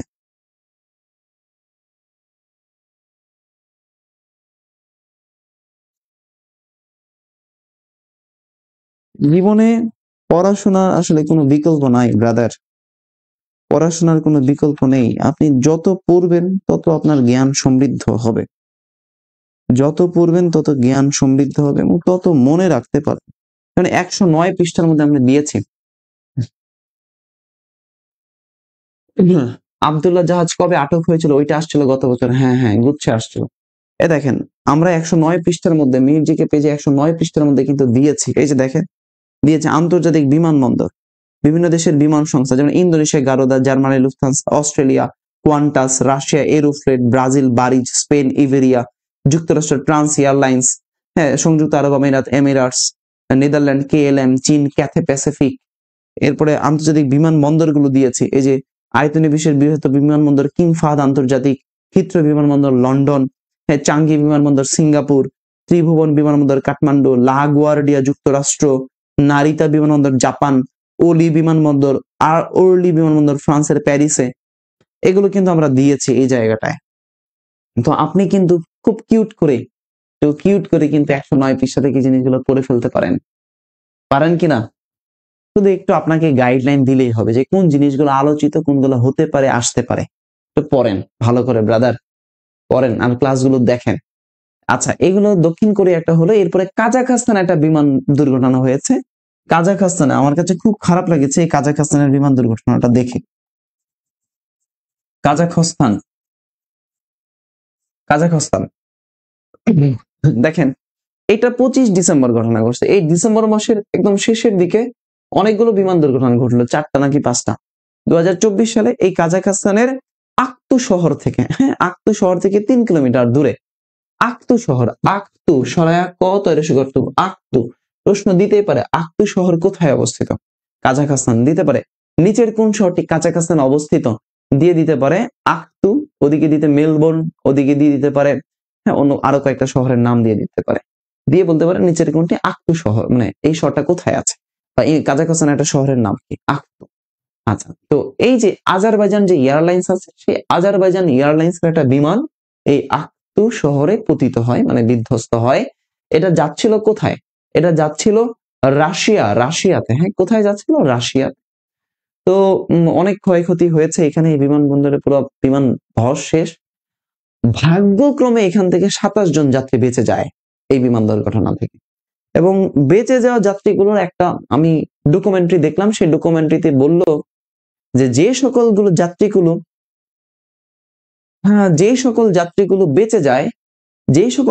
বেঁচে যায় এর মধ্যে একটা গুরুত্বপূর্ণ থিওরি হলো বিমানের পিছন দিকে যারা বসছিল তারা মূলত আসলে বেঁচে যায়। অর্থাৎ নরমালি বিমানের ক্ষয়ক্ষতির দিক থেকে যদি দুর্ঘটনায় পতিত হয় তাহলে একটা ডকুমেন্টারি বলেছে যে 38% থেকে 40% সম্ভাবনা আছে যারা পিছনে বসে তাদের বেঁচে যাওয়ার। 38 থেকে 40% সম্ভাবনা, পিছন দিকে বসলে তাদের বেঁচে যাওয়ার সম্ভাবনা। তো তখন এই কাজাখস্তানের এই যে আজারবাইজানের এয়ারলাইন্সের এই ফ্লাইটের যে কেবিন ক্রু ছিল, তারা কি করেছে, কিছু যাত্রীকে পিছন দিকে নিয়ে আসছিল যে আপনারা একটু পিছন দিকে চলে যান। তো যাদের কারণে 27 জন যাত্রী বেঁচে যায়। আল্লাহর কি লীলা খেলা ভাই, মানে আমি ভিডিওটা দেখেছি, খুব কষ্ট লাগছিল দেখে। তো এই যে বিমান দুর্ঘটনা, এটা ঠিক 25 ডিসেম্বর হয়েছে। তো এটা এখন এই বিমান দুর্ঘটনাকে আজারবাইজান বলছে যে এটা আসলে রাশিয়ার হস্তক্ষেপ। মানে এখানে ডকুমেন্টারিতে বললো যে রাশিয়া এটাকে নাকি করেছে, গুলিবিদ্ধ করেছিল। বিমানের নাকি বিভিন্ন জায়গায় গুলির ক্ষত চিহ্ন, মানে গুলির চিহ্ন পাওয়া গেছে। তো নানান আঙ্গিকে প্রশ্ন আসে। ওকে, এইগুলো হচ্ছে। আচ্ছা, সাজিদ হাসান বলছে ভাই এখন থেকে পেছনের সিট কাটেন। ভাই সত্যি কথা, আমার এখন মনে হয় বিমানে বসে পিছনে বসবো। আল্লাহ আর দিয়ে একটা দিন বাঁচতে চাই, আমি একেবারে লাস্ট সিটে বসবো। নুজা বলছে লাস্ট সিটে। ঠিক আছে, আল্লাহ আপনাদের সবাইকে বিমানে ওঠার তৌফিক দিক। ওকে, এইগুলো মোটামুটি আমাদের বিমান দুর্ঘটনা বা হাবিজাবি নিয়ে ঘটনা। আচ্ছা, আমরা মোটামুটি এই যে 30 পেজ পর্যন্ত আলোচনা করেছি। কাজাখস্তানের রাজধানী হচ্ছে নূর সুলতান, মুদ্রা হচ্ছে তেঙ্গে। কাজাখস্তান নূর সুলতান তেঙ্গে। আচ্ছা, এরপরে আমি আরো কয়েকটা জিনিস, একটু গুরুত্বপূর্ণ জিনিসগুলো বলে দেই। 29 পৃষ্ঠায় দেখেন হামাস ইসরায়েলের সংঘাত থেকে গত বছরের পরীক্ষায় প্রশ্ন আসছে, একটু হামাস ইসরায়েলের সংঘাতটা পড়বেন। এরপরে আসেন 29 পৃষ্ঠাটা একটু ভালো করে দেখবেন, যেগুলো স্টার দেওয়া আছে সেগুলো একটু দেখবেন। হ্যাঁ, আচ্ছা, এরপরে 30 পৃষ্ঠায় চলে আসেন। ইউক্রেন রাশিয়ার যুদ্ধ তো অনেক আগের কথাবার্তা এটা। তো এরপরেও 2024 সালের দিকে যে ঘটনাগুলো ঘটছে ইউক্রেন রাশিয়ার, সেটা দেখবেন যে 6 আগস্ট ইউক্রেন এর সেনারা রাশিয়ার কুরস্ক ভূখণ্ডে অভিযান শুরু করে। তো দেখবেন ইউক্রেন রাশিয়া থেকে বিগত বছরে কিন্তু প্রশ্ন এসেছে। কারণ 2021-22-এর দিকে ঢাকা ইউনিভার্সিটিতে প্রশ্ন আসছে, বিসিএস এ আসছে, তারপরে হলো অন্যান্য চাকরি পরীক্ষা আসছে। এই যে দনেস্ক লুহানস্ক নিয়ে আসছে, তারপরে এই জাপোরিজিয়া নিয়ে প্রশ্ন আসছে। এগুলো রাশিয়া নিয়ে প্রশ্ন হয়েছে। অথবা রাশিয়া নিয়ে যদি প্রশ্ন সাম্প্রতিক না আসে, তাও হয়তো বেসিক থেকে চলে আসতে পারে, একটু দেখবেন। আচ্ছা, এরপরে আসেন 2024 সালে আমরা যাদেরকে হারিয়েছি। দেখেন কবি হেলাল হাফিজ, দেখেন হেলাল হাফিজ বলেছে যে এখন তুমি কোথায় আছো, কেমন আছো পত্র দিও, এক জীবনে মেলায় কিনা খামখেয়ালির তাল পাখাটা, এখন তোমার হাতে কেমন আছে পত্র দিও, ক্যালেন্ডারের কোন পাতাটা তোমার মতো খুব ব্যথিত, ডাগর চোখে তাকিয়ে থাকে তোমার দিকে, পত্র দিও। তারপরে আরো মানে এই কবিতার একটা লাইন, পত্র দিয়ে একটা কবিতা আছে, তাই না? এই হেলাল হাফিজ। তো হেলাল হাফিজ নিয়ে বাংলা সাহিত্যে যে বাংলা পড়াবে আপনাদের, হেলাল হাফিজ নিয়ে বলবে, তার একটা লাইন আছে যে দুঃখ নেবে দুঃখ, কষ্ট নেবে কষ্ট। আর একটা লাইন আছে যে এক জীবনে কতটাই বা নষ্ট হব, এক মানবী কতটাই বা কষ্ট দেবে। আছে না? হেলাল হাফিজের এগুলো হচ্ছে কবিতা। ওকে, আচ্ছা, এইগুলো হেলাল হাফিজ। দেখেন হেলাল হাফিজ জন্মগ্রহণ করেছে নেত্রকোনায়। হ্যাঁ, নেত্রকোনায় 13 ডিসেম্বর 2024 সালে তিনি মারা যান। এই যে তার বিখ্যাত কাব্যগ্রন্থ যে জলে আগুন জ্বলে, যে জলে আগুন জ্বলে, হ্যাঁ, যে জলে আগুন জ্বলে। এরপরে বেদনাকে বলছি কেদনা। এরপরে উক্তি, এখন যৌবন যার, মিছিলে যাবার তার শ্রেষ্ঠ সময়, এখন যৌবন যার, যুদ্ধে যাবার তার শ্রেষ্ঠ সময়। একটু দাগ দিয়ে রাখেন এই জিনিসগুলা। এরপরে আবু জাফর শিক্ষক, আবু জাফর গুরুত্বপূর্ণ। জাকারিয়া পিন্টু জাতীয় দলের অধিনায়ক, মুক্তিযুদ্ধকালীন সময়ে জাতীয় দলের অধিনায়ক ছিলেন জাকারিয়া পিন্টু। পরীক্ষায় ওনাকে নিয়ে অনেকবার প্রশ্ন আসছে, মৃত্যুর তারিখটা দেখে রাখবেন। এরপরে আরো যে ব্যক্তিগুলো আছে, যে জিমি কার্টার, জিমি কার্টার দেখেন 29 ডিসেম্বর 2024 সালে মারা গেছেন, যুক্তরাষ্ট্রের 39তম প্রেসিডেন্ট ছিলেন। মিশরের এবং ইসরায়েল এবং মিশরের মধ্যে যে ক্যাম্প ডেভিড চুক্তিটা করছেন সেটা দেখেন। আমি আপনাকে একটা সাইকোলজি বোঝাই। এই যে ক্যাম্প ডেভিড চুক্তি, এই যে ক্যাম্প ডেভিড চুক্তি, এটা নিয়ে কিন্তু অসংখ্যবার পরীক্ষায় প্রশ্ন আসছে। এই বছরও বিউপিতে এটা নিয়ে প্রশ্ন আসছে, ক্যাম্প ডেভিড চুক্তির বিউপিতে প্রশ্ন আসছে। তাহলে একটু দেখবেন, ধরেন সাম্প্রতিক আলোচিত হয়েছে কিন্তু এটার বেসিকটাও একটু দেখে নেবেন, তাহলে দেখবেন কমন পাবেন। আচ্ছা, সরকারের কিছু জরুরি হটলাইন নাম্বার আছে, এগুলো একটু ভালো করে পড়তে হবে। বিগত সময়ে এগুলো আমরা চাকরি পরীক্ষা এগুলো তো দেখেছি, যে নাম্বার মানে এগুলো আসছে, একটু এক নজরে দেখবেন। যেমন যেগুলো স্টার দেয়া, 106 দুর্নীতি দমন, 109 নারী নির্যাতন, 333 সরকারি তথ্য সেবা, 999 জরুরি সেবা, পুলিশ, ফায়ার সার্ভিস, অ্যাম্বুলেন্স, 109 শিশু সহায়তা। এরপরে ভোক্তা অধিকার আলোচিত হয়েছে। এরপরে 31 পৃষ্ঠায় হচ্ছে সংখ্যা তত্ত্বে মিহির জিকে, সংখ্যা তত্ত্বে মিহির জিকে 31 পৃষ্ঠা পর্যন্ত আলোচনা করে দেই। 31 পেজ পর্যন্ত আলোচনা করে দেই। যেমন দেখেন দুইটা বাংলাদেশের সাবমেরিন আছে, দুইটা আছে, একটা নবযাত্রা, একটা হলো জয়যাত্রা। চীন থেকে আমরা এটা ক্রয় করেছি 2017 সালের দিকে। আচ্ছা, মিং ক্লাসের। এরপরে আছে বর্তমানে মেডিকেল বিশ্ববিদ্যালয় আছে 5টা, সর্বশেষ খুলনা মেডিকেল বিশ্ববিদ্যালয়।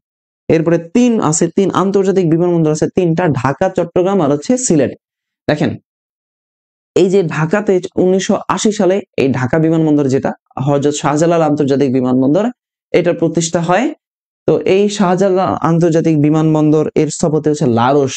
আর বর্তমানে যে তৃতীয় টার্মিনাল আছে সেটা সিঙ্গাপুরের চাঙ্গি বিমানবন্দরের অধীনে নির্মিত হয়, মানে আদলে নির্মিত হয়। বিমানবন্দরের স্থপতি ডিজাইনার যেটা, তার নাম হচ্ছে রোহানি বাহারিন। আচ্ছা, এরপরে চট্টগ্রাম সিলেট উসমানী, চট্টগ্রামে শাহ আমানত। এরপরে বাংলাদেশের ড্রিম লাইনারের সংখ্যা হলো 6টা, অচিন পাখি সর্বশেষ। 10টা বাংলাদেশ ব্যাংকের হেড অফিস সহ মোট শাখা হচ্ছে 10টা, আমরা জানি এটা। সিটি কর্পোরেশন 12টা, সর্বশেষ সিটি কর্পোরেশন হচ্ছে ময়মনসিংহ সিটি কর্পোরেশন। সিটি কর্পোরেশনে যিনি প্রধান হয় তাকে বলা হয় মেয়র। সিটি কর্পোরেশন মেয়র, তাকে বলা হয় নগর পিতা। তিনি জনগণের প্রত্যক্ষ ভোটে নির্বাচিত হন এবং হচ্ছে তার মেয়াদ হলো 5 বছর। City corporation mayor. আচ্ছা, বাংলাদেশের সবচেয়ে বড় সিটি কর্পোরেশন হচ্ছে গাজীপুর সিটি কর্পোরেশন। এরপরে 25 নাম্বার, বর্তমানে স্থলবন্দর হচ্ছে 25টা, সর্বশেষ মুজিবনগর স্থলবন্দর মেহেরপুরে এটা। আচ্ছা, সিভিল সার্ভিসের ক্যাডার সংখ্যা হচ্ছে 26টা, একটু দেখবেন। গ্যাস ক্ষেত্রে 29টা, ইলিশা 1 যেটা ভোলা সদরে আছে। বাংলাদেশ রূপপুর পারমাণবিক বিদ্যুৎ কেন্দ্র বানিয়েছে। তাহলে এই যে রূপপুর পারমাণবিক বিদ্যুৎ কেন্দ্র বর্তমানে 33তম সদস্য, অনেকবার আলোচনা করেছি 33তম।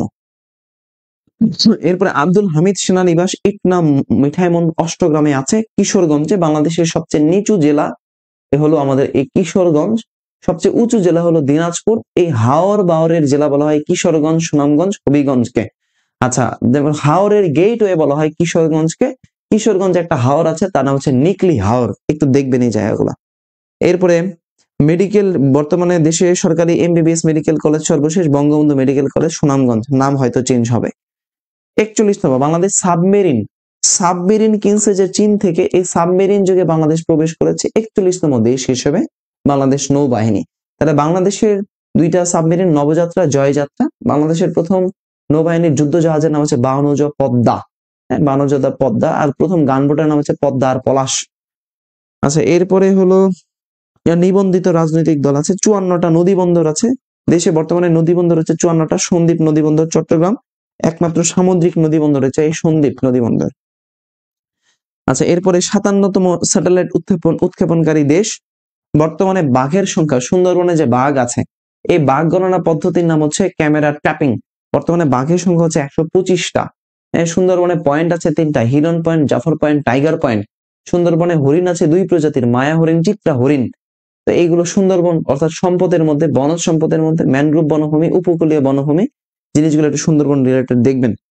আচ্ছা, এরপরে বর্তমানে পৌরসভা হচ্ছে 330টা, সর্বশেষ শ্যামনগর সাতক্ষীরা, একটু দেখবেন। এরপরে বাংলাদেশের সর্বশেষ উপজেলা ঈদগাঁ কক্সবাজার, ডাসার মাদারীপুর, মধ্যনগর সুনামগঞ্জ। আগে একবার প্রশ্ন আসছে, এটা 19 সালের দিকে। বীরাঙ্গনা মুক্তিযোদ্ধা হচ্ছে বর্তমানে 23 সালের তথ্য অনুযায়ী 500 জন, 560 জন তালিকাভুক্ত শহীদ বুদ্ধিজীবী। দেখবেন নিচে একটা জিনিস দেয়া আছে, 2024 সালের বর্ষপূর্তি, 2024 সালের বর্ষপূর্তি। আচ্ছা, 50 বছর পূর্তি, 25 বছর পূর্তি, 75 বছর, এই জিনিসগুলো একটু দেখতে হবে। যেমন 25 বছরকে বলা হয় রজত জয়ন্তী। একটু কথাগুলো শোনেন আমার, হ্যাঁ লিখতে হবে না, কথাগুলো শোনেন। 25 বছর রজত জয়ন্তী 1999 সালে যে ঘটনাগুলো ঘটেছে, অর্থাৎ ইউরো মুদ্রা ব্যবহার চালু হয়েছে 1999 সালের 1 জানুয়ারিতে, 1999 সালে। তাহলে এটার কত বছর পূর্তি হচ্ছে এবার? 25 বছর পূর্তি হচ্ছে। আচ্ছা, এরপরে ইউনেস্কো 21 ফেব্রুয়ারিকে আন্তর্জাতিক মাতৃভাষা স্বীকৃতি দিয়েছে, তাহলে এটার কত বছর পূর্তি? 25 বছর পূর্তি হচ্ছে। ইউনেস্কো বিগত সময়ে ভাষা আন্দোলন থেকে ইউনেস্কো নিয়ে প্রশ্ন হয়েছে। আচ্ছা, এরপরে 1999 সালে ওয়ানডে বিশ্বকাপে বাংলাদেশ প্রথম অংশগ্রহণ করে, খেলাধুলা থেকে প্রশ্ন আসছে। এরপরে 50 বছর পূর্তি 1974 সালের ঘটনাগুলো দেখেন। জাতিসংঘ, এই বছরে জাতিসংঘ কোথায় যেন প্রশ্ন আসলো, কততম সদস্য? তাহলে জাতিসংঘ 1974 সালের 17 সেপ্টেম্বর সদস্যপদ লাভ করে 136তম সদস্য দেশ হচ্ছে জাতিসংঘ। বাংলাদেশ জাতিসংঘের স্থায়ী পরিষদের সদস্য হচ্ছে 2 বার, আর এখানে সভাপতিত্ব করেছিলেন হুমায়ুন রশিদ চৌধুরী। দেখবেন একটু জাতিসংঘ রিলেটেড।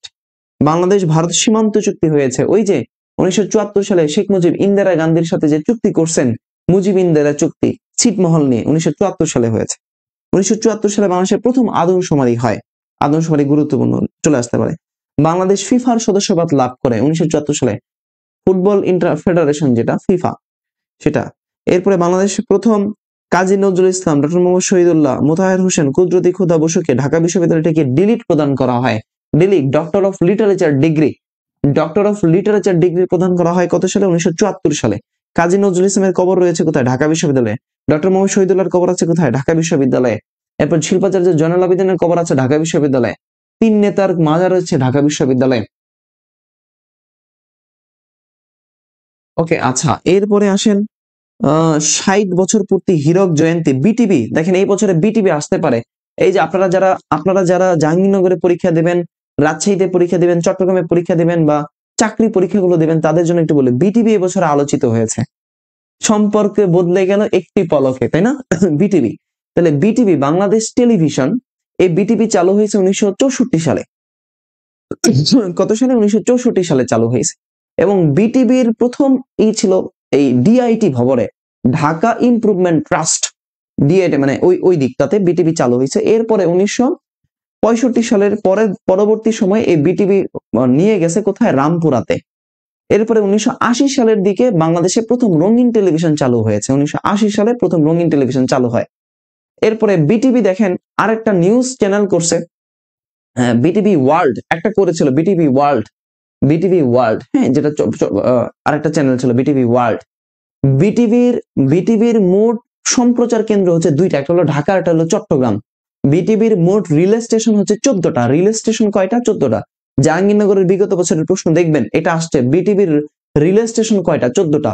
বিটিভির সম্প্রচার কেন্দ্র কয়টা? 2টা, প্রধান সম্প্রচার কেন্দ্র 2টা।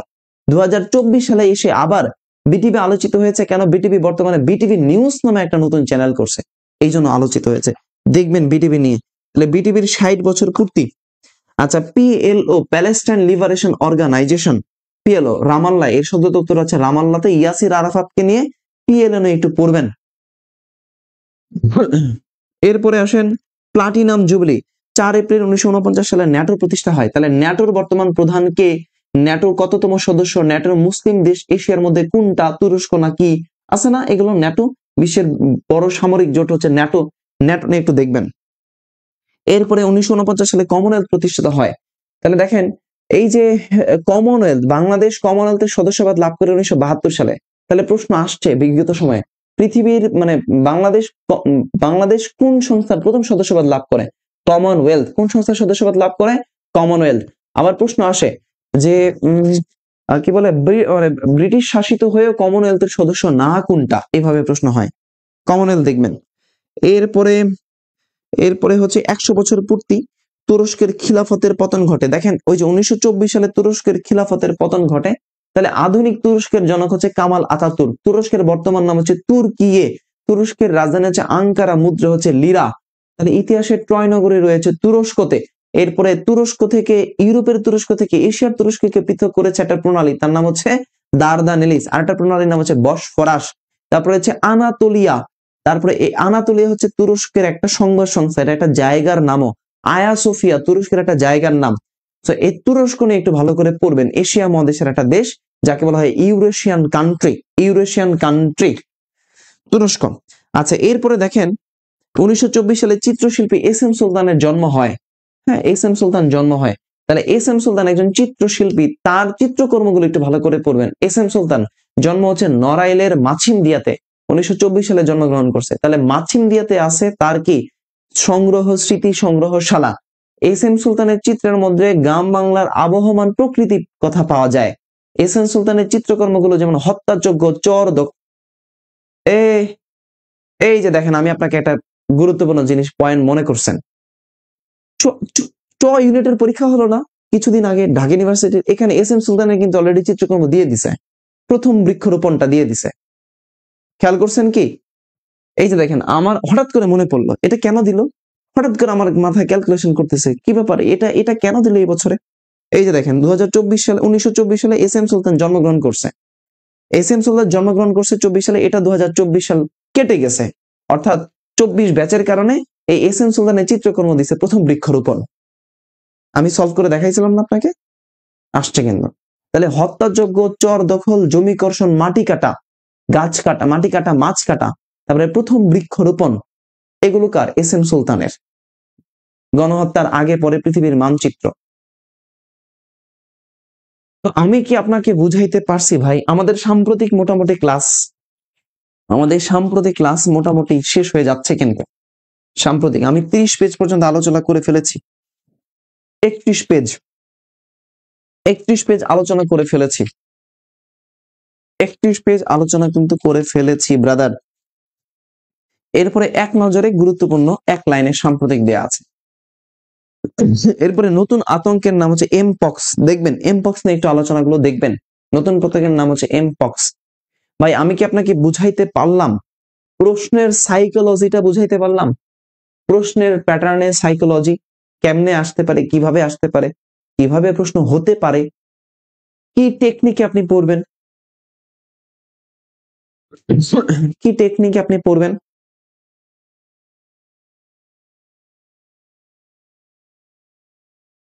বলেন তো ভাই।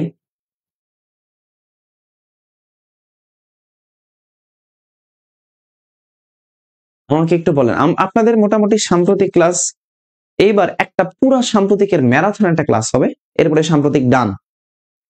পুরা সাম্প্রতিকের একটা ম্যারাথন হবে, এরপরে একটা সাম্প্রতিক ডান। ম্যারাথন সাম্প্রতিক ক্লাস আমি বলবো মিহির স্যারকে নেওয়ার জন্য, একদম পুরো ম্যারাথন একটা ক্লাস, অথবা হয়তো 3-4 ঘন্টার একটা ক্লাস, যদি সময় পান স্যার তাহলে নিবেন। অর্থাৎ পুরো 1 থেকে 37 পেজের মধ্যে, 1 থেকে 37 পেজ আমি তো পেজ ভিত্তিক আলোচনা করেছি, প্রত্যেকটা জিনিস ধরে ধরে পড়াইছি আপনাদেরকে।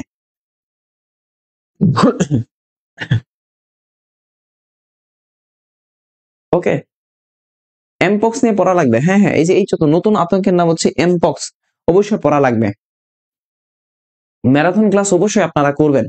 আমার কোনো ক্লাস আপনি মিস দিয়েন না ব্রাদার। শোনেন আমি আপনাকে বলি, আপনি দয়া করে মিহিরজিকে পেজ বা অর্ণব স্যারের পেজের যে সাম্প্রতিক ক্লাসগুলো হবে, মানে সাম্প্রতিক সময়ে যে ক্লাসগুলো হবে, এগুলো মিস দিয়েন না। কারণ এখানে ক্লাসে শুধুমাত্র বই বিক্রির জন্য দাঁড়ায় না, স্টুডেন্টকে পড়ানোর জন্য দাঁড়ায়। আরেকটা বিষয় হলো, মানে আমরা তো প্রশ্নের প্যাটার্নটা বুঝি, অনেকদিন ধরে কাজ করি, প্রশ্ন নিয়ে খুব গবেষণা করি, এই জন্য প্রশ্নের প্যাটার্নটা বুঝি যে কোনটা কেন আসছে, কি কারণে আসছে, আবার কোনটা আসতে পারে এটা বুঝি আমরা।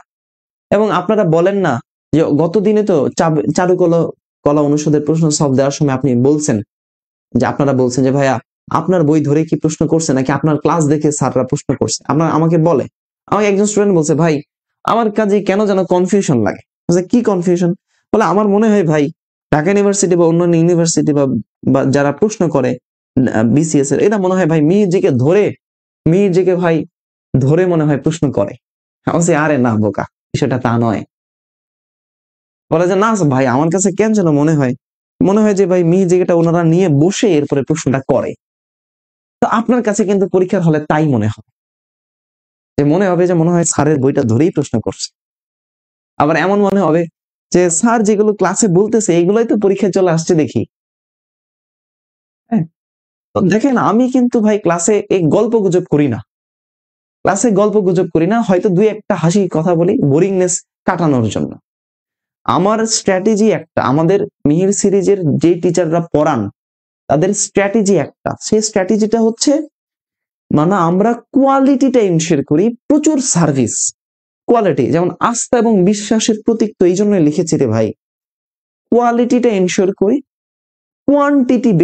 কোয়ান্টিটি আমার কম হোক। আমার এখানে 100 জন ক্লাস করুক আর 500 জন করুক বা 1000 জন করুক, আমি 100 জন হলে যেভাবে পড়াতাম 1000 জন হলে ঠিক সেভাবে পড়াবো, একজন হলেও সেভাবেই পড়াবো। এটা হলো আমাদের মেইন উদ্দেশ্য, যে আমি ফ্রি ক্লাসে সর্বোচ্চ লেভেলে পড়াবো, আমার ক্লাস করে যেন দ্বিতীয়বার আর কোথাও তার সমস্যা যেন না হয়। এটা হলো আমাদের মেইন লক্ষ্য, গোলস। আর দ্বিতীয় গোলস হচ্ছে মিহিরজিকে ফাইনাল সাজেশনটা কোন একটা শিক্ষার্থী পড়ে ও যেন আর দ্বিতীয় কোনো বইয়ে হাত দেওয়া না লাগে, অর্থাৎ ও যেন একটা বইয়েই সাধারণ জ্ঞানের সব গুরুত্বপূর্ণ জিনিস পায় শেষ মুহূর্তে। তো আমি আপনাদেরকে বলবো, কোনো গালগপ্প নয়, বিগত সময়ে সর্বোচ্চ কমন আসছে মিহিরজিকে বই থেকে। এই বছরে ইনশাল্লাহ বই দাগিয়ে দেখাবো, আল্লাহ ভরসা, আল্লাহর কাছে মানে শুকরিয়া আদায় করতে চাই। আর আপনাদের কাছে একটা রিকোয়েস্ট করতে চাই, সেটা হচ্ছে যে আপনারা মিহিরজিকে এর পাশাপাশি আপনারা অর্ণব স্যার পেজটাতেও ক্লাস করবেন। অর্ণব স্যার যারা নাই তারা অর্ণব স্যার, এটা এফবি এবং এই নামে ইউটিউব চ্যানেল আছে, ইউটিউব। গতদিনও এই ইউটিউব চ্যানেলে আমরা ক্লাস নিয়েছি, হ্যাঁ ক্লাস নিয়েছি। আর সাধারণ জ্ঞান যদি কেউ মনে করেন, রাজশাহী চট্টগ্রাম গুচ্ছ, রাজশাহী চবি, জিএসটি, সাস্ট, তারপরে খুলনা, এইগুলোর জন্য যদি কেউ মনে করেন যে স্যার আমি আপনাদের মিহিরজিকে প্যানেলের কাছে পড়তে চাই, তাহলে নর্মালি মিহির স্যার আসলে অনলাইনে পড়ান না, আমি মিহিরজিকে সহযোগী লেখক হিসেবে আমি আসলে পুরো অনলাইন সেক্টরটা দেখি, মানে অনলাইন এক্সাম, ক্লাস বা আরো আনুষঙ্গিক বিষয়গুলো একটু দেখি। কারণ মিহির স্যার একে তো খুবই ব্যস্ত মানুষ, সারাদিন বই নিয়ে তিনি গবেষণা করেন, পড়াশোনা করেন। আপনারা যে মাঝে মাঝে বলেন যে মিহির স্যার কখন ক্লাস নেবে, আসলে মিহির স্যারের ক্লাস নেওয়ার মন ইচ্ছা থাকলে অনেক কারণে হয়তো মানে উনি সময় করে কুলাতে পারেন না। কারণ একটা মানুষ বই দেখছে, ট্যালেন্ট হান্ট করছে, ওই লাইব্রেরিতে বসে আছে, কম্পিউটারের দোকানে বসে থাকে, একটা মানুষ সারা রাত বসে কাজ করে, হ্যাঁ সারা রাত বসে বসে কাজ করে নিজে আবার প্রুফ দেখে। আমি নিজেও অতটা পরিশ্রমী না যতটা মিহির স্যার পরিশ্রমী। আমার কাছে মনে হয় যে আমাকে আসলে আরো পরিশ্রমী হতে হবে, মাঝে মাঝে মনে হয় ওনার পরিশ্রম দেখে। তো আমি মন থেকে একদম ভেতর থেকে ওনাকে রেসপেক্ট করি, এবং যারা ওনাকে চেনেন তারা ভেতর থেকে রেসপেক্ট করেন। উনি কখনো কোনো মানুষের মানে পাকা ধানে মই দেন না, এটা উনি একইভাবে আমাদেরকেও এটাই শেখান, যে পাকা ধানে কখনো কারো মানে মই দেওয়া উচিত নয়, কাঁচা ধানে তো নেওয়া, কারোর জন্য গর্ত করবা না, তাহলে নিজের জন্য সেই গর্তে পড়তে হবে। সো আমরা বই লেখার ক্ষেত্রে ভাই কারো বই টই কপি করি না আসলে। আমরা যেটা করি, বাজারে দেখবেন মিহিরজিকের মতো আরো বিভিন্ন সাজেশন চলে আসছে, বই তো বানানোই যায়, কাটছাট করে বই বানায় ফেলতে পারে একদিনে। এখন অর্ণব স্যার ক্লাসে যেভাবে পড়ায়, এই পড়ানো কারোর সাথে মিলবে না। কেন মিলবে না? কারণ অর্ণব স্যারের পড়ানোর স্ট্র্যাটেজি একরকম, তিনি নিজের মতো করে পড়ান, নিজের মতো করে গল্প বলেন, নিজের মতো করে ছন্দ মিলান। এখন কেউ যদি অর্ণব স্যারের ক্লাস দেখে হুবহু করে কপি করে দেয়, তাহলে তো ওটা কপি না। আল্লাহ প্রত্যেকটা মানুষকে আলাদা করে বানাইছে, প্রত্যেকটা মানুষের চিন্তা শক্তি আলাদা। তো আপনারা যারা বিসিএস এ পরীক্ষা দিবেন, যারা অ্যাডমিশনে পরীক্ষা দিবেন, সবার জন্য এটা হেল্পফুল, চাকরিগুলো হেল্পফুল। আর কেউ যদি মনে করেন যে সাধারণ জ্ঞান আপনি পারেনই না, খুবই বেসিক, দুর্বল, জবের ক্যান্ডিডেট, তাদের জন্য আমার জবের জন্য বিসিএস এর জবের জন্য যে ব্যাচটা আছে, বেসিক টু অ্যাডভান্স ব্যাচ, সেখানেও আপনারা ক্লাস করতে পারবেন ভর্তি হয়ে। আর যদি আপনার ভার্সিটি টার্গেট হয় সেখানেও ক্লাস করতে পারবেন। 1020 টাকা কোর্স ফি। আপনি জাস্ট এই 01727998624 01727998624 এই নাম্বারটাই আপনি জাস্ট একটা হোয়াটসঅ্যাপে নক দিবেন, নক দিয়ে বলবেন যে ভাই আমি পড়তে চাই আপনার কাছে। আর আমাদের ফ্রি ক্লাস এগুলো চলতেই থাকবে। এই পুরো ১ মাস ব্যাপী ২ মাস ব্যাপী ফ্রি ক্লাস এগুলো চলবেই। ফ্রি ক্লাসের বাইরেও যদি কেউ মনে করেন যে ভাই আমার একটু ভালো জিনিস দরকার, আরেকটু ভাবে দরকার, আসেন। আমরা ইনশাআল্লাহ আপনাকে হেল্প করব। আমি আপনাকে হেল্প করব ইনশাআল্লাহ। 01727998624 এটা জাস্ট হোয়াটসঅ্যাপ নাম্বার, এসএমএস করবেন, একটা এসএমএস করবেন। আর ফাইনাল সাজেশনটা নেক্সট দিন যেন আপনি ফাইনাল সাজেশনটা হাতে নিয়ে আমার ক্লাসে আসতে পারেন। সবাই ভালো থাকবেন, সুস্থ থাকবেন, নিরাপদে থাকবেন। আল্লাহ হাফেজ। আসসালামু আলাইকুম।